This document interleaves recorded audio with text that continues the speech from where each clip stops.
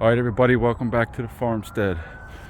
Little experiment here. So we have a neighbor friend of ours that gets some food from the food bank, and it's usually like right on the edge of spoiling or going bad or not really good for eating. So we had intentionally thought, why don't we just take it whenever she can't, and we will feed it to the birds. However, what I'm thinking right now is just an experiment, but this was it's really been not looked after for a while, but a couple of years ago we turned this little area into a flower bed.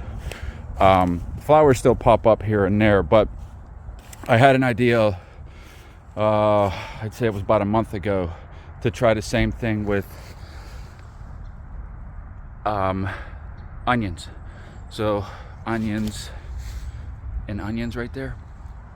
What I'm thinking is there's not a lot of work besides digging a hole involving this, and it would be really cool if this would work, because I'm hoping that it would just continually come back. You know, maybe we don't harvest every one of the onions, sweet potatoes, more onions over there, and I think that's a squash, not entirely sure, but whatever. But on some of these, you can see they're actually already starting to try to find, see this? It's starting to produce a root. And onions do this all the time. If you leave them go too long, they'll do it in the bag. They'll just start sprouting another head, which is sort of what gave me the original idea. You see there's one right here. So what I'm thinking is worst case scenario is it just doesn't work, and it fertilizes the ground a bit more. But if it does, maybe we have something that's a little sustainable. One more interesting thing is we had apples that came with this. Let me show you something.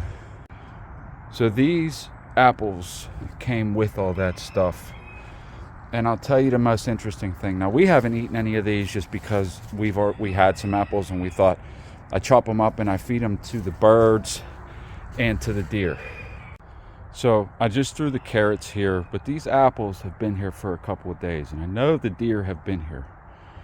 And I've also noticed that the chickens in particular don't, like, you know, they eat ravenously, and they'll eat them, but not like crazily. So, you know, it's food for thought. Why won't the animals go after these fruits? I mean, it's just something to think about. I have my suspicions, but for whatever it's worth, the salt lick, they're here a lot. I see them all the time.